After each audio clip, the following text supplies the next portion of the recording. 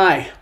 So I'm hoping that folks at this point in time can hear me. Sorry about that difficulty. I actually think what occurred was I think my internet went down for a second, and I was like talking to myself. So um, we are back. We are live once again. I'm Jeff Rose with Leading Ed members, leaders. Thank you for being with us. Today we're in for a treat, and we have a really, really great guest with us. Damon West. I'm going to talk a little bit about him for a moment before and maybe even embarrass him before I bring him on screen, because I've been following Damon for a bit, and he's got this incredible narrative of a college athlete and also one that afterwards led to some difficulties, struggled with some drug addictions, and actually ended up in crime issues, later into prison. And by the way, that's almost where his story begins. And I'm not going to tell it. I'll let him walk us through some of those details. I will tell you that on his website, damonwest.org, there's a great video kind of describing that. I've sent that to our members. But the reason that we're here today is, as you know, I've been a fan of Jon Gordon, but I've also been following Damon for some time. And just recently, in one of our solution circles, we were having a discussion relative to staff morale and sometimes staff not feeling appreciated. And one of our members just happened to mention that they had just read this book, The Coffee Bean. And she was mentioning this to another one of our members, that it really was a good read for her and her team. And being a Damon West follower, when that was over, I decided to connect with him. And we are so fortunate that he agreed to talk with us today and truly engage. So without further ado, let's welcome Damon. Damon, thanks for being with us today. Yeah, man, thanks for having me, man. I'm blown away to hear that you even know who I am. It's like, how can this be my life? But yeah, I'm blown away to be here. Thank you for your time today, and let me talk to your group, your listeners. So I'm thrilled to be here, man. Fire away whenever you're ready, brother. Well, think of it this way. It's not just me. I mean, it was me, but it was so neat to know that here I am following you. I've really been impressed with your work, more specifically your message as it relates to kind of your life, which I think is incredible. But then for another member out of the blue to mention to one of our groups, when our members have a dilemma, they can submit it, and then we gather a group of peers from around the country and kind of circle up. We say circles are better than rows, a line that we stole from my pastor.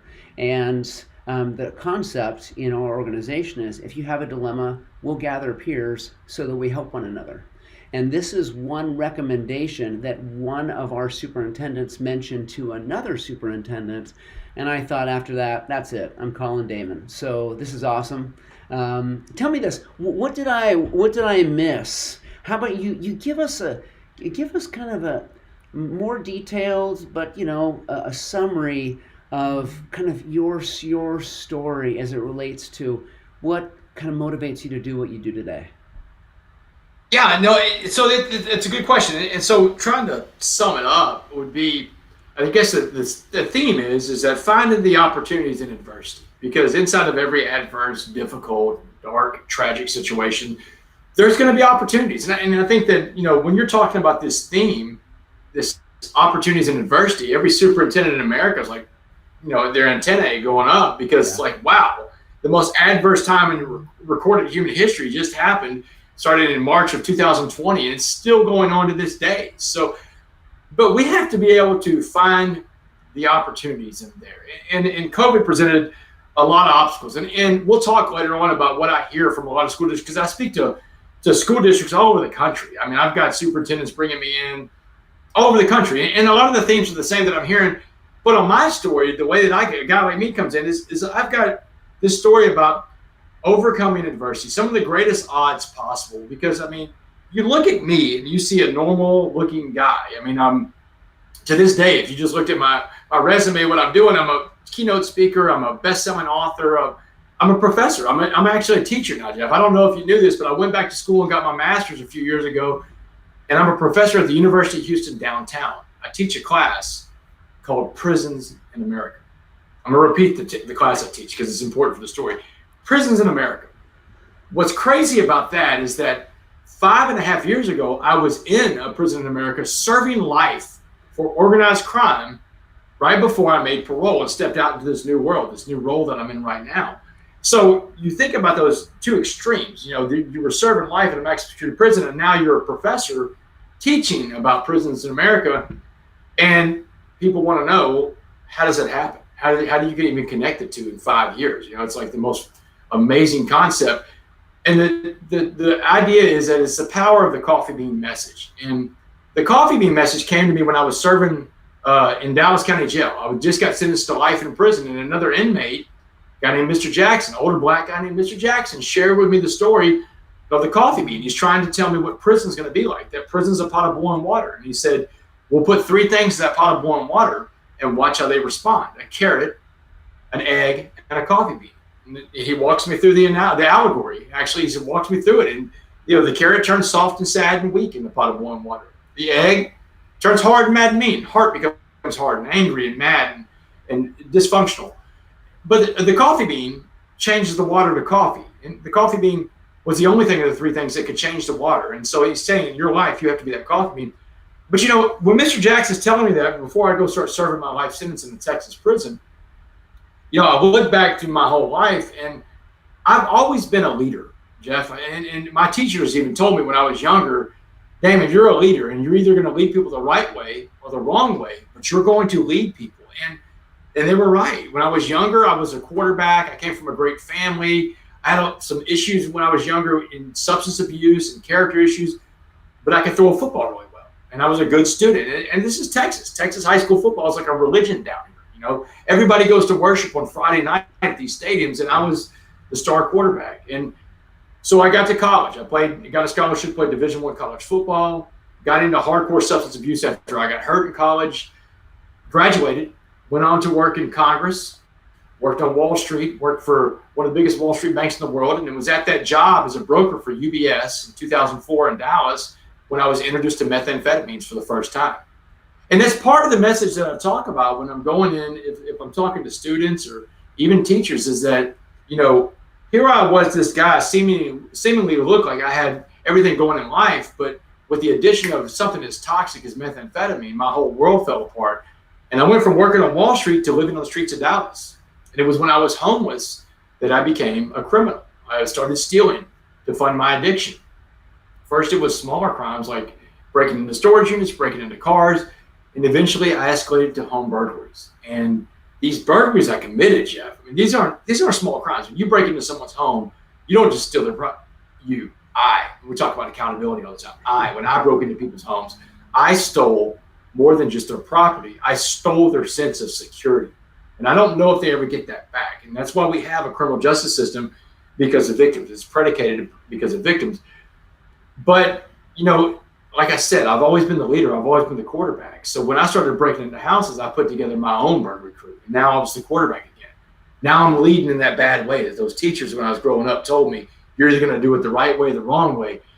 And so I've got a burglary crew. And these burglaries go on for about 3 years. They call them the Uptown Burglaries in the Uptown neighborhood of Dallas. And on July 30th, 2008, in a spectacular SWAT team raid, they finally arrested me, the Uptown Burglar. And, you know, I got thrown into Dallas County Jail, waiting for my date in court. And I honestly thought I would get out with probation. I was delusional. And a jury came back instead in 10 minutes with a life sentence. And then Mr. Jackson gives me the story of the coffee bean. My mom gives me an ultimatum that you can't go off to prison and get in one of these white hate groups, one of these Aryan Brotherhood type gangs, because you're scared because you're the minority. She said, and she told me, Jeff, she said, no gangs, no tattoos. She said, you come back as the man we raised, or don't come back to us at all. You know, and it was a really hardcore moment of tough love, but it was exactly what I needed. Because when I got to prison, it was the hardest thing I've ever been through in my life. You know, and it's the violence, the terror, it takes a toll on you. And it took about 2 months to finally get past the violence. And I've got to figure out how to become this coffee bean in that pot of boiling water called prison, because I was becoming the egg, Jeff. And that's the thing.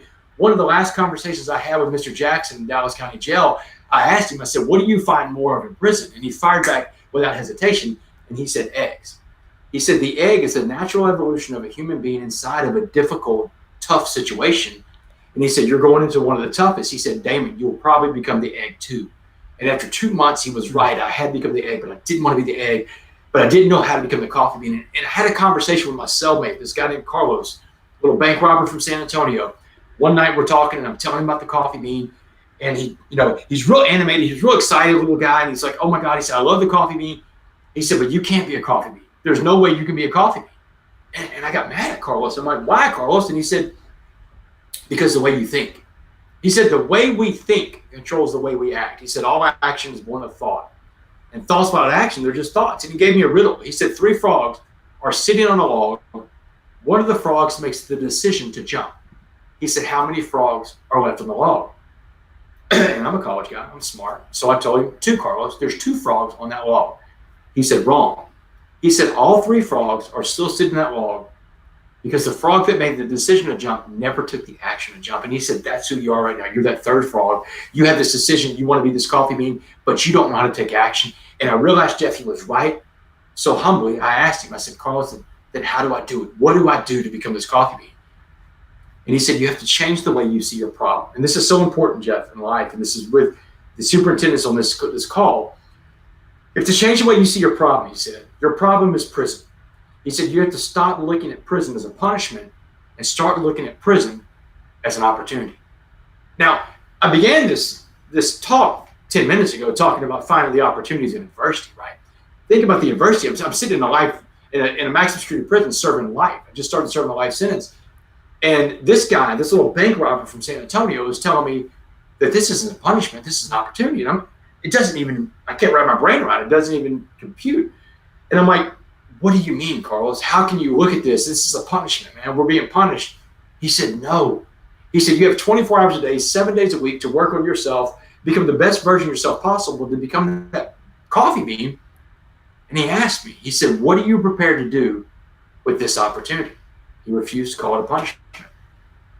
So I got up the next day, Jeff, and my feet hit the cold concrete floor of the prison cell. And I said, okay, hey, this is my opportunity. And I went to work on myself. And I remind people when I'm doing these presentations that this didn't happen overnight. And I didn't even believe it at first. But I had to take that first step and put in that action. I had to move in a direction away from just being stagnant and standing still. Because if we want to grow, growth takes place outside of our comfort zone. Nothing happens where you're just going to stand there and you're going to grow. So I had to take the action of getting up and moving. And it didn't, like I said, it didn't take place overnight. And I remind people all the time that results take time to measure. And this is important when you're dealing with superintendents in schools. When you want to create the best culture, the best atmosphere, that's going to take time to grow. And you're going to have to find the right messaging, which I think the coffee bean message is a great one. But you're going to have to find the right messaging to put everybody on the same page and allow that to take course and grow. Days became weeks, weeks became months, and months became years. But I finally figured out how to become that coffee bean. And it took a while, but and I broke it down to like 5 different things that I had to do every day to remind myself. And the first one was about having positive body language, because your smile, your body language is powerful. It can change the energy in every room you go into. The second one was about, getting up and working out on myself every day, making sure I've fed myself the right stuff, not just physically, but mentally too, and spiritually, take care of myself and give myself the right tools to succeed. And that's part of what I talk about all the time about keeping our side of the street clean, because we can't worry about what someone else does on their side of the street, but we have to keep our side of the street clean. I tell people all the time, one of the most important jobs in society is a sanitation worker. Sanitation worker, the person you would call the garbage man. The garbage man, if all the garbage men decide to stop working tomorrow, guess what happens? Society gets broken, because no one wants to live in a society where trash piles up in front of houses. And that's what would happen if sanitation workers quit doing their job. Sure. Their job is so important. And in your own life, guess who the sanitation worker is in your life? It's you. You've got to take out your own trash. You've got to work through your own personal inventory every day. And that's what working these steps was every day. The third rule about being a coffee bean was about servant leadership. And servant leadership, teachers, education. Man, these are some of the best servants I've ever met were teachers. They're servant leaders. I got a letter from a teacher in 2011. I'll never forget this. I just posted on social media the other day. My favorite teacher, we all have that favorite teacher that just blew our hair back and made learning fun. Mine was Mr. Jellick, 7th grade history teacher, and he wrote me when I was in prison. And he said, Damon, basically he said, you've had the highest of highs, the lowest of lows, but when you get out, you need to consider sharing your story with young people all over America, to give them direction and give them hope. That was the seed that planted this whole idea of going out and sharing my story. And it came from my favorite teacher that reached out to me when I was in a maximum security prison. Teachers are powerful, man. Teachers, we have the power to get through to students like no one else does, more than parents can get through to them. And we have these kids for more time of the year than parents even have them. And so we have a very important role, and it takes a special person to do that. It takes that servant leader of a person. Another thing I had to remind myself, the fourth rule of being a coffee bean was that, you only control 4 things in life. And in my life, I get so caught up sometimes, and I say still because I still do, of trying to control the things I don't control. The world around me happens, and I have no control over that. Coronavirus, for example.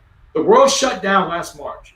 The CDC, the White House, none of these people called Damon West and said, hey, how do we fix this? And I felt like I had all the answers, but no one was calling because I don't control those things. But what I do control is my response to it. And I had to make sure that my response to what was going on around me was equal to me being able to go out there and change my situation from the inside out. I control 4 things. Same 4 things you control in your life. I control what I think, what I say, what I feel, and most important, everybody's going to see what I do.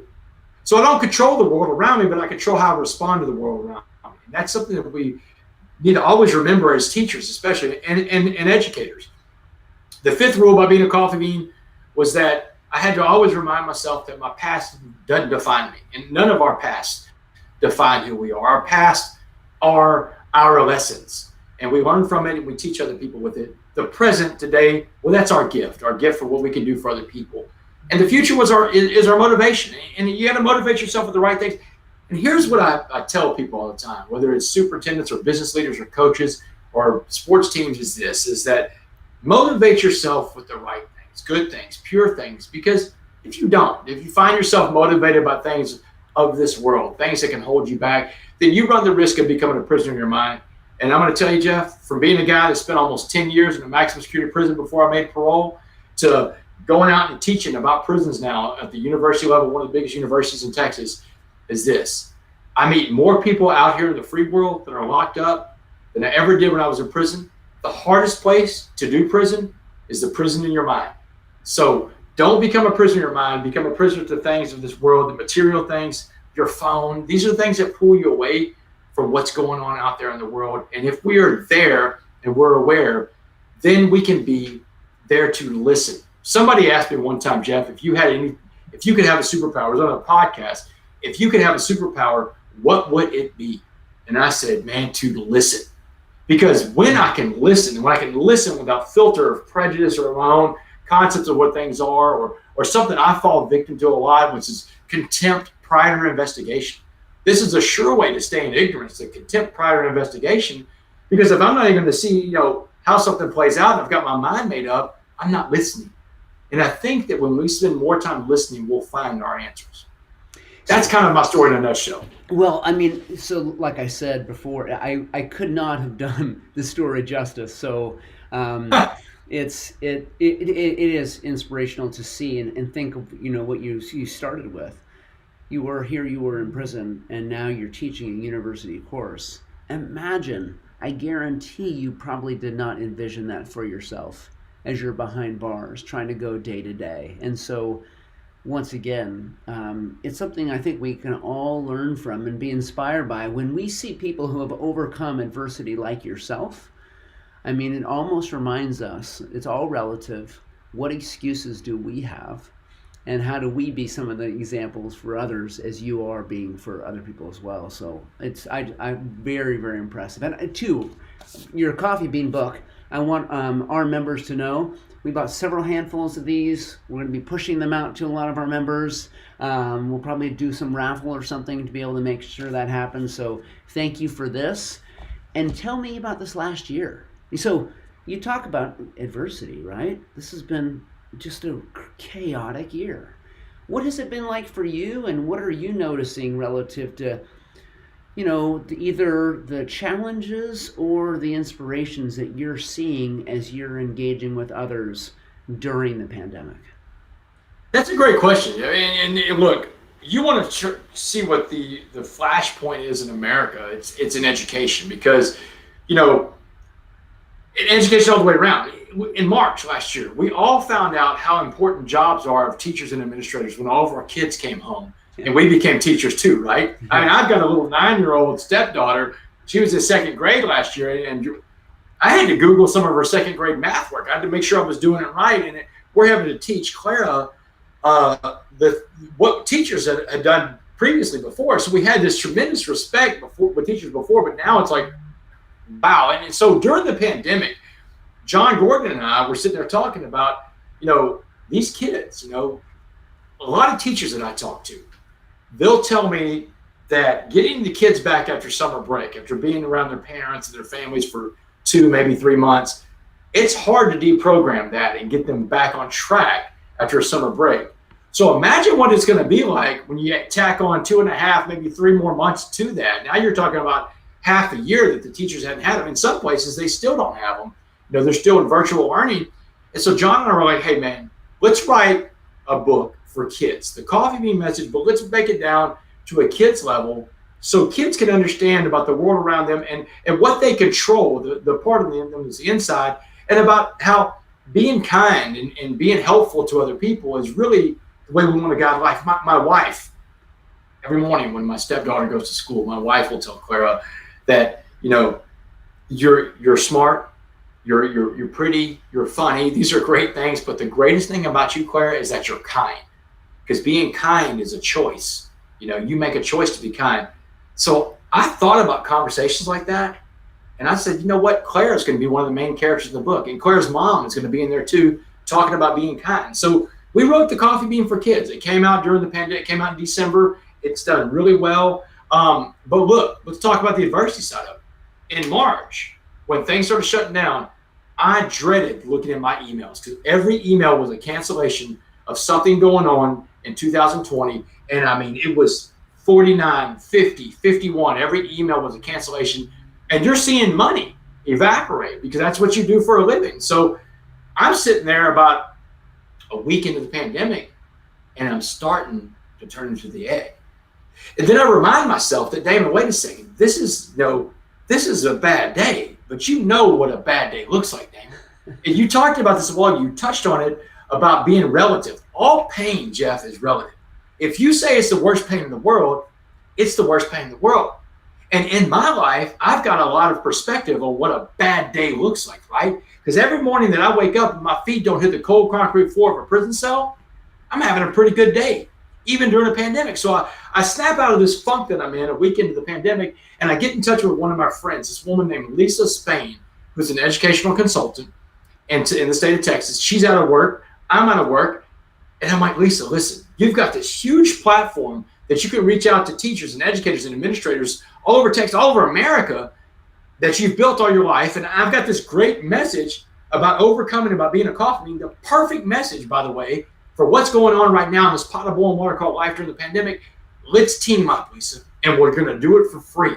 We're going to get the Coffee Bean message out to as many people as we can on your platform, and we're going to stay busy helping other people every day. It gives us purpose and lets us feel like we've done our role today to be useful.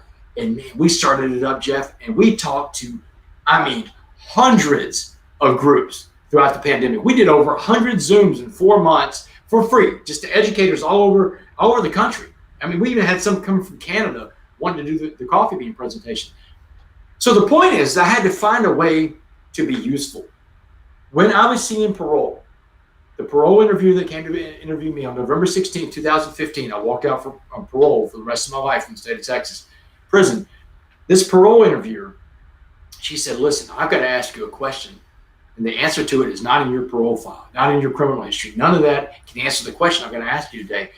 She said, I need to understand. She said, if you could be remembered for being anything in life, anything at all, she said, I want you to give it to me in just one word, go. And man, I'm a coffee bean. And that's the easiest test question I've ever had. Well, I fired her answer back at her real quick, Jeff, and I said, useful, ma'am. I just want to be useful, and I can be useful in this prison. or I can be useful out in the world finding those coffee beans. And the pandemic and all the pressures and all the adversity that came with that gave me a chance to test the coffee bean mindset in the free world when real tragedy hit, when a pandemic hit. And I got to tell you, man, it worked out exactly like it did when I was in prison. I found a way to be useful every day. And then when the world started opening back up, you asked what I've been up to the past year. When the world started opening back up, the country started opening back up, I started getting calls from all over America, from school, from corporations, from sports teams, saying, hey, I remember the presentations you did during the pandemic. You were all over social media and you're speaking to everybody. Can you come talk to our group now that we got people meeting back in person again? Or can we hire you to do this? Jeff, I mean, my life, my business, what I'm doing, I mean, I am so busy now. But imagine if I would have just wilted away during the first few months of the pandemic because the adversity struck and I didn't know how to respond to it. No, man, I am a coffee bean, Jeff. And look, anytime there's a pot of boiling water, I can look at that thing and say, look, I could be the carrot or I can be the egg. And you're going to have carrot and egg days. They happen. My wife told me I was the carrot and the egg yesterday. But we have this power inside of us to start our day over anytime we want. 9 o'clock in the morning, 9 o'clock at night, man, you can just step back and say, you know what, life? No, I'm not the carrot. I'm not going to be the carrot. I'm not going to be the egg. And then I jump in the pot of boiling water and tell life, you know what, turn it up. I got this. Because the longer the coffee bean sits in the pot of boiling water, the stronger the pot of coffee is going to be. So, Jeff, what have I been up to in the last year? Man, just staying busy, changing that pot of boiling water into a pot of coffee. Jon Gordon and I, we're going to announce it in the next week or two. We're about to do another book called How to Be a Coffee Bean. This is going to be a more prescriptive model where it's going to go into maybe a dozen, maybe 13 or 14 or 15 different ways of being a coffee bean, different principles we each live our life by. And we're going to have real examples of other people that are coffee beans in their lives and how they use the coffee bean message. So it's the message that keeps on, people keep going back to it, Jeff, because think about it. What better message is there for a world where you have no control over the things going on around you, but you control the things inside of you? It's the inside out theory. There's no better message out there. Okay, so one thing that really impressed me about what you just said, because it's so true, even for a positive person, day to day, hour to hour, it's very easy to fall into the doldrums. It's very easy to be up 1 minute, an hour later, for some odd reason, something happens. You get a particular email, and then you find yourself morphing from, say, the coffee bean into an egg format, right? And then you have to remind yourself, you almost have to force yourself, no, wait a minute, to your point, I am a coffee bean. How can I snap out of this? And how can I refocus and continue to move forward? And it's hour to hour, day to day. So even for a person like yourself to be able to mention, hey, I have days where I am not as coffee bean-ish as I should be, but I snap out of it, I refocus, and I re-engage. And I think that's really impressive and kind of important to kind of humble yourself and admit to other people, because there's people that would look at you and think, I can't do that. I don't have that level of energy or optimism, etc. So I just think that that's a really stellar point to bring up. And I appreciate that, Jeff. And look, here's the thing I tell people all the time is that there's two things I've learned about adversity. And I have to remind myself this all the time, because I have a tendency to see the worst in a situation because I'm trying to figure out how to dig out of it. So two things I've learned about adversity is I've learned that, I'm always capable of way more than I think I am. Because I always sell myself short of how much I can really do. And the problem I'm looking at, the adversity I'm in, is never as bad as I think it's going to be. Because our minds take us sometimes to a very dark place, because that's called fear. And fear makes us believe in a world that's not real. Fear is what fills our heads with these dark images of how bad things are going to be when we start looking down, further and further down the line. How am I going to be able to do this for this long, extended period of time? For example, I'm an addict in long-term recovery. I'm in a 12-step program of recovery. And I go to my meetings, and I'm going to do this for the rest of my life, by the way. I think every addict needs a program of recovery. So yeah. I go to my meetings 2 or 3 times a week, and one of the coolest things I've ever heard in one of those meetings, there was a guy that came in the meeting that day, and he was just off the street. He'd only been sober about 24 hours, and he was telling everybody in the meeting, I can't do it. I just can't go the rest of my life without drinking. I can't imagine doing that. And we're all trying to tell him, man, you just got to do it one day at a time. But somebody came up with this story, and I don't know if it's true, but it was great. And this guy was like, look, man, you don't have to worry about doing this for the rest of your life. Only do it for today. And just tell yourself that, hey, I can fall apart tomorrow. I can get drunk tomorrow. I just have to do it today. And he said, in front of Joe's Crab Shack. Do y'all have Joe's Crab Shacks where you are, Jeff? No, I don't believe so. Down in the South, they got these restaurants called Joe's Crab Shack. Anyway, he said there's a Joe's Crab Shack in Houston, I think he said. In front of the restaurant, there's a sign that says free crabs tomorrow. And every time you go to Joe's Crab Shack, it says free crabs. You can never get the free crabs because it's always going to be tomorrow, right? And so that's what he said. Just remind yourself of the Joe's Crab Shack sign and tell yourself you're going to fall apart tomorrow. Tell yourself you're going to have that breakdown tomorrow, that you're going to be that carrot tomorrow. You're going to be that egg tomorrow. But today I'm going to be that coffee bean. And you just got to get through one day at a time. And sometimes it's 20 minutes at a time. Sometimes it's 1 hour at a time, Jeff. You just got to bite off the pieces of life that you can handle at the time and make do with that. You know, it's like the riddle. How do you eat an elephant? One bite at a time. That's right. And you mentioned this next book that you and Jon Gordon are leading into, which kind of aligns to this next curiosity, because the fact that you're going to kind of give pragmatic answers and recommendations on actually how you do it, I think will be really, really helpful. So you may not have you don't have to go over all 12, 15 things now, but thinking about our audience, which is like, the superintendents, the operations side of the house of school districts, the academic side, it's like that team. So we serve superintendents and their team members, right? Different size districts, different size teams.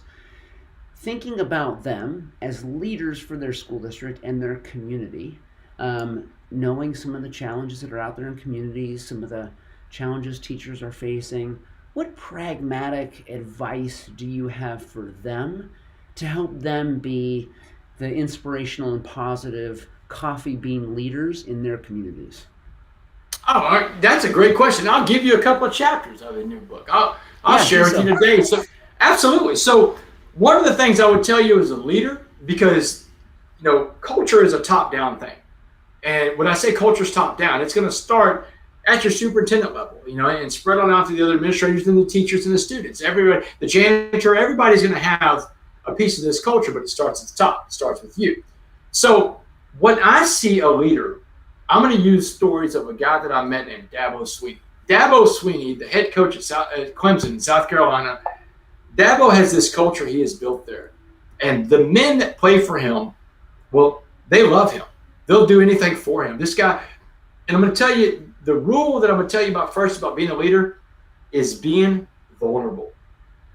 You hear the word vulnerable. A lot of people hear the word vulnerable. They think it's something that's weak, and it's not. Vulnerability is a strength. And when we become vulnerable, then we allow people to connect with us on a different level. We also allow for other things like empathy when we're vulnerable, because an empathetic person, well, I think every leader, to be an effective leader, needs to be empathetic. You have to be able to feel what the people you're leading.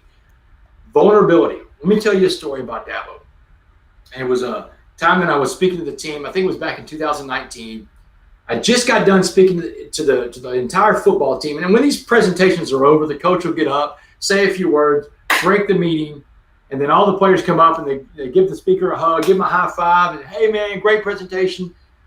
Well, this presentation that I gave, something in there struck a chord with Dabo. And I'm not going to reveal the personal story that Dabo got up and told the team after I got done with my presentation. But Dabo was telling a personal story to his 125 football players right there. And in this personal story that Dabo told, he started crying. He started tearing up. The emotion was real. It was raw. And I'm telling you, I watched this room. It was like electricity moved through. You could see the energy shift. Because when Dabo started crying and these tears started coming down his eyes, every player in that room sat up a little straighter. They stared. They locked in on their head coach. Locked in on him. And a few minutes later, when Dabo finished telling the story and he dried himself up a little bit, he broke that meeting, and every single player in that room swarmed Dabo Swinney. It was like I wasn't even there. These guys are all wrapped around. Some of these guys have tears in their eyes too. Coach, are you okay? Coach Swinney, are you okay, man? I love you, Coach. I love you, Coach. You okay? They all wanted to come and hug him and console him because they loved him. He is their leader, but he's also their coach. But they'll do anything for him because he's vulnerable and it's authentic. You can't be inauthentic when you're being vulnerable. Vulnerability has to be real, because if you're inauthentic, vulnerable, it works the opposite way, man. People, they think you're a fraud. They think you're a fake. You're a phony. But being vulnerable, that's one way to get into a different level of commitment and working work from the people that you lead. Servant leadership. Servant leadership is another thing I tell superintendents and administrators all the time, because servant leadership is about helping other people achieve their goals in life. And look, this servant leadership thing, we all have this ability to interact with human life and to impact human life on a different level, far than we can even imagine. And that's what you're going to have to do as a leader, as a superintendent. You're going to have to get servant leadership to be part of your core values at your schools, in your school districts. And servant leadership means that you're tapping into every single person that works for you, because inside of every one of us is that power. There's a story I tell, and you can use this in your school, about Mr. Rogers. Mr. Rogers, the children's television show guy. Hey, look, I love Mr. Rogers. I'm not afraid to admit it. I watched Mr. Rogers a lot in the 70s and 80s, and I loved his show. The same. But before he was Mr. Rogers, he was a Presbyterian minister in Pittsburgh. And he told a story about a church service he went to. It was early 1960s. Went to a church service one Sunday. They had a substitute preacher come in that day. He said that substitute preacher gave a sermon that day, and when this guy's sermon was over, Mr. Rogers thought to himself, that was the worst sermon I've ever heard. He said this guy was terrible, almost put him to sleep, went against all the rules of giving a good sermon. And just as Mr. Rogers was about to turn to the little old lady next to him and tell her how awful this guy was, he stopped. He bit his tongue, because the little old lady next to him was in tears. She was in tears, and she turned to Mr. Rogers and she said, that was the most beautiful sermon I've ever heard. She said it was the absolute right thing I needed to hear at the absolute right time in my life. And she said, I'll never forget where I was this day that I heard this sermon. It floored Mr. Rogers. And that's when he realized that, man, we all have this power inside of us. And we've all been vested with this ability to impact human life. That this terrible preacher profoundly impacted this little old lady was proof of that to him. But he learned another very important lesson that day, Jeff. This is the lesson I tell superintendents, is this. Mr. Rogers learned that while he was coming in judgment that day, that little old lady was coming in need. In need. So many people out there, so many of us are coming in need. And it's when we find out how to tap into that need of other people, that servant leadership, that ability to tap into their needs, to listen to what their needs are, then we grow our teams, our groups, our organization to a whole different level. And that's the last thing I would say about with superintendents, communicating and making a right culture, is be a very proactive listener. Because the key component to communication, the very key thing at its core, everyone wants to feel like they have been heard. When you feel like you have been heard, then you can walk away from any conversation, even if you don't get the thing you wanted to in that conversation. Even if you go into a negotiation, someone comes into your office, you're a superintendent, and they have a gripe or a complaint, they want something done. If you make that person feel like they've been heard and they know that they've been heard, you can give them any answer you have to give them, and they will walk away from that experience feeling like they've been heard. And it's so important. And it's like that Maya Angelou quote, people don't necessarily, they're not going to remember everything you said. They're not ever going to remember everything you did, but they're going to remember how you made them feel. And if you can make people feel like they've been heard, you will have a terrific culture. Damon, it's almost as people are going to make an assumption that we've talked ahead of time, because we have not. I assure you, not with all the technical difficulties. And we haven't. And I'll tell you that what's really interesting to me is when I ask for pragmatic input or advice for superintendents, for leaders, and The fact that you focused on kind of humility, the concept of being vulnerable, and being a good listener, really hits home, because the dilemma that I see with leaders often, and I've been one, I've been in that seat before, is that they're expected to own rooms. They walk into a room, they're expected to have answers or perspectives and be able to automatically have the words to put people at ease. And they can't. They can't ever own every room they walk into. No one's that brilliant where they have enough content and understanding to manage the kind of systems they manage. They have to count on other people, but they're still expected to own the rooms. And sometimes it creates a temptation for them to talk, for them to almost pretend, the imposter syndrome, right? That they are going to try to demonstrate to people that I've got this, even though in their heart of hearts they know they don't.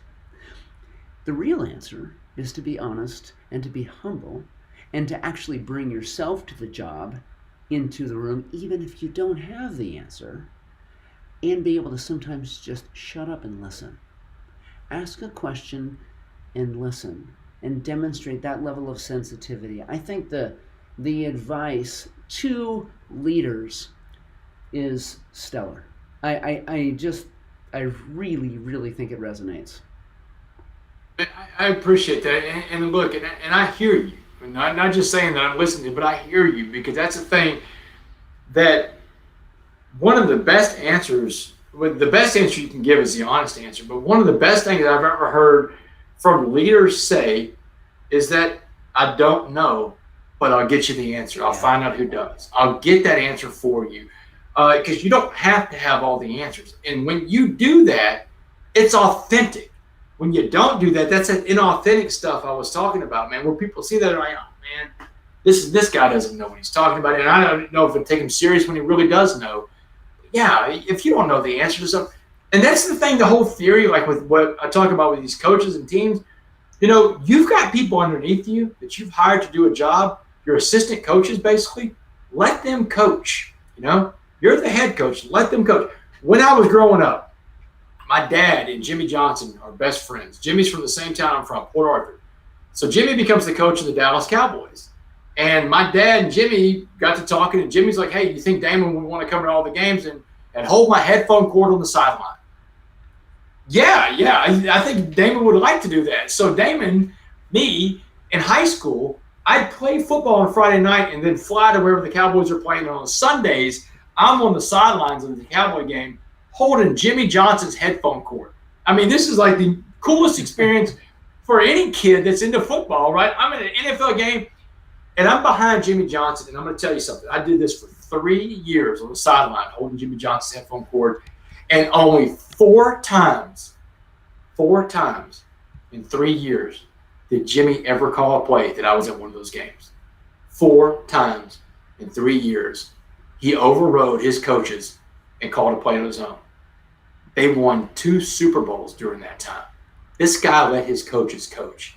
And the times that he jumped up and did something where like a 4th and 1, 4th and 2, it's on the line, and he's going to take the hit if it doesn't work, and he's got an idea of what he wants to do. He never called plays. He let his coaches call the plays. He put the right people in the right positions, and they won championships like that. And that's what you have to do. You have to find the right people to put your culture into place for you. You don't know what you just did, but you, unfortunately for you, I think you almost set me up that this next book that you lean into, I got to call you back. I just have to call you back. This can't be the last time that we talk and I present what you bring to the table to really important leaders that impact thousands and thousands of kids and communities. So I'm hoping you're going to be okay with that when I email you in a little bit to say, I've read the new one and now I need to talk again. Absolutely, Jeff. And the book will come out probably 2022, later in 2022. Jon's got some other books coming out, so we don't want to do too many of Jon's books at one time. His books are great. So we'll probably come out in 2022. But Jeff, look, man, you've got my contact information anytime you want. I'd love to come out there. people listening, I'd love to come out to your schools. I do tons of convocations. I think, like I alluded to this when I was talking about how I turned my life around. I think getting your entire school on the coffee bean message, so many schools around the country are doing it. I mean, I'm booked up, in a lot of different months to do this kind of stuff. But I come in, my thing is this, though. If you're going to do it, let's do it right. Let's impact the whole culture at your school. Let's bring me in to speak to all the teachers, the administrators, the bus drivers, the janitors. I want to do a presentation to them, convocation style. Then I want to talk to your students. I want to share with them the story. I want to share with them the coffee bean mindset.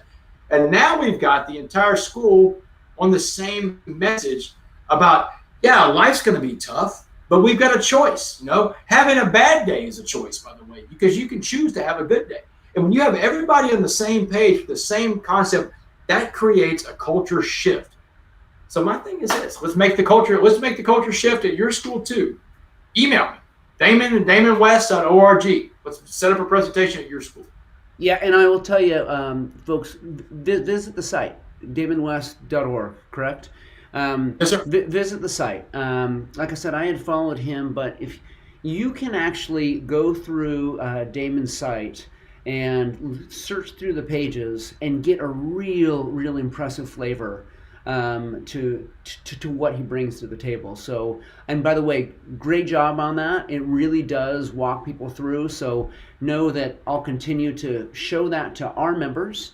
I'll put that up on our site and so forth. So, Damon, I really appreciate your time. It's been awesome meeting you face to face.